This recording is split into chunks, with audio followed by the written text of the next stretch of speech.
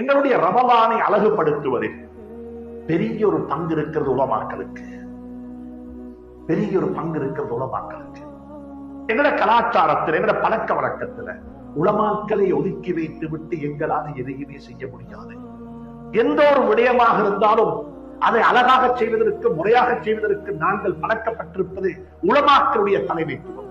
வீட்டில குழந்தைகள் வைத்தாலும் சரி, பேர் வைப்பதாக இருந்தாலும் சரி, வீடு கட்டுவதாக இருந்தாலும் சரி, ஜனாசாவுடைய வீடாக இருந்தாலும் சரி, குழந்தைகளுக்கு குர்ஆன் ஓதி கொடுப்பதாக இருந்தாலும் சரி, பள்ளிவாசலுக்கு வந்து தொழுகை நடத்துவதாக இருந்தாலும் சரி, மிம்பர் மேடைகளாக இருந்தாலும் சரி. நான் சொல்ல இல்ல, மிம்பர்ல உலமாக்கள் மட்டும், மதரசாவில் 8 வருஷம் 10 வருஷம் போதிட்டு வந்த உலமாக்கள் மட்டும்தான் மிம்பரை பாவிச்சோம் என்று நான் சொல்ல வரவும் இல்லை. யாருக்கு அல்லாஹ் சுப்ஹானஹு வ தஆலா தீனுடைய கல்வியை, தீனையும் மார்க்கத்தையும் அதாவது ரிலவெண்டாக பேசக்கூடிய அபிலிட்டி இருக்குதோ அவர்களுக்கு குத்பா ஓதலாம், எந்த பிரச்சனையும் கிடையாது. ஆனா நாங்க இந்த பழக்கத்தை உருவாக்கி இருக்கின்றோம். உலமாக்கள் தான் இதை செய்வாங்க, உலமாக்கள் தான் இதை லீட் பண்ணுவாங்கன்னு சொல்லி நான் சொல்றேன். உலமாக்கள் எல்லாத்திலையும் லீடராக வச்சது போல நாங்கள் அவர்களை கவனித்துக் கொள்வது. அதுக்காக வேண்டி நான் சொல்ல சதகா கொடுப்பதை பத்தியோ ஹதியா கொடுப்பதை பத்தியோ நான் பேச வரல. அதையும் கொடுங்கோ, ஒவ்வொருத்தரும் யோசிங்கோ. அல்லாஹ் சுப்ஹானஹு வ தஆலா ஒரு ஆலிம கண்ணியப்படுத்துவோமே, அவருடைய தேவையை பூர்த்தி செஞ்சு கொடுப்போமே, அவருடைய வீட்டுக்கு போயிட்டு பார்ப்போமே அவர் எப்படி வாழ்றாரு. உலமாக்கள் யாரு தெரியுமா?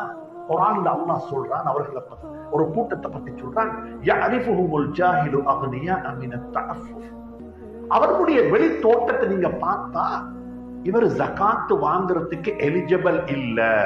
நல்லா ட்ரெஸ் பண்ணி இருக்கிறாரு, அவர் கட்டியில வச்ச பாருங்க, கையில நல்ல ஒரு வச்சோண்டு கட்டி இருக்கிறாரு, அவருடைய ஷேப்ல உள்ள பெண்ணை பாருங்க, அவர் நல்லா இருக்கிறாரு, அவர் ஜகாத் வாங்க என்டைட்டில் இல்ல, எலிஜிபிள் ஆனவர் அல்ல என்று சொல்லி அவர் போட்டிருக்கிற அவருடைய ஃபுட்வேரையும் இதையும் பார்த்து நீங்க ஜட்ஜ் பண்ண வானம். இது அல்லாஹ் குர்ஆன்ல சொல்றாங்க.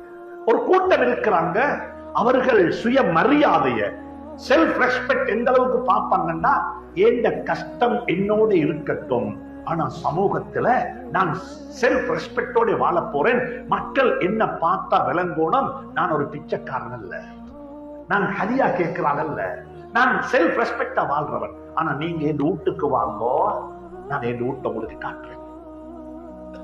கண்ணியமாக சொல்றேன், குறைஞ்சபட்சம் உலமாக்களுடைய வீட்டுக்கு போயிட்டு பாருங்க. அதுக்கு வேற அடிச்சு கொண்டு போகவானம், பெனர் போட்டு போகவானம் யாரும்.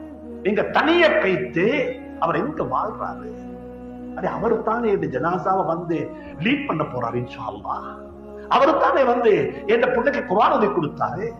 என் உம்மா அல்லாஹ் அந்த தாய்க்கு ரஹ்மத்து செய்வானாக, எனக்கு அந்த பலகை எழுதி தந்ததும் குர்ஆன் ஓதி தாரத்துக்கும் என்ன கூட்டிக் கொண்டு போனது ஒரு ஆலிம்கிட்ட தானே. என்ற பேர பிள்ளைக்கு அதைத்தானே நான் செய்ய போறேன், செய்து கொண்டிருக்கிறேன்.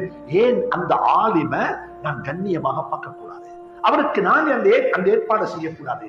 மிக அன்பாக சொல்றேன், பெரிய ஆறுவாரம் இல்லாம, யாருக்கும் தெரியாம வலது கையால கொடுத்த இடது கைக்கு மறைக்கிறது போல நீங்க தனிய பேத்து அந்த ஹஸரத்ல ஊட்ட கொஞ்சம் பாருங்க, அவருடைய லைஃப கொஞ்சம் பாருங்க, அவர் எப்படி வாழ்றாரு.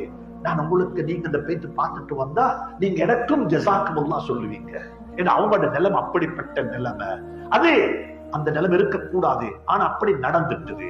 அதனால மிக அன்பாக சொல்றேன், இது ஒரு சகன் பிடிக்கிறது, சதக்கா கொடுக்கிறது, பள்ளியில நோம்பு ஹதியா கொடுக்கிறது, இந்த கன்செப்ட் அல்ல இது. இது சொல்ற தனிப்பட்ட முறையில அவர்களுடைய வீட்டுக்கு போய் அவர்களை விசிட் பண்ணி என்ன பிரச்சனை இருக்குது, எப்படி போகுது வாழ்வாதாரம். என்ற ஆசை என்ன தெரியுமா? இந்த நாட்டில் இருக்கிற 3500 பள்ளிவாசலுடைய இமாம்களும் அவங்க ஒரே வாயில சொல்லணும், நாங்க சம்பளம் இல்லாம ஒர்க் பண்ண போறோம், எங்களுக்கு சம்பளம் வேணும். சூரா யாசீன் அதைத்தான் சொல்றோம் நாங்க. وَجَاءَ رَجُلٌ مِّنْ أَقْصَى الْمَدِينَةِ يَسْعَى مَنْ لَا يَسْأَلُكُمْ أَجْرًا. எங்களுக்கு கூலி வாகனம், எங்களுக்கு சம்பளம் வாகனம், நாங்க ஒரு சர்வீஸ் ப்ரொவைடராக இருக்கிறோம். அல்ஹம்துலில்லாஹ், எங்களுடைய லைவ்லிஹுட்க்கு அல்லாஹ் எங்களுக்கு ஏற்பாடு செஞ்சு தந்திருக்கிறார். we are not a dependent, நாங்க இதுல டிபெண்டன்ட் இல்ல. அப்படிப்பட்ட ஒரு சமூகத்தை உருவாக்கும் அல்லாஹ் சுப்ஹானஹு வ தஆலா எங்களுடைய உலமாக்கள் அப்படி ஆக்கி வைப்பானாக. நான் அன்பாக சொல்றேன், இங்க இருக்கிற எல்லாருக்கும் உலமாக்களுடைய பொருளாதார விஷயத்துல கவனம் செலுத்துவோம்.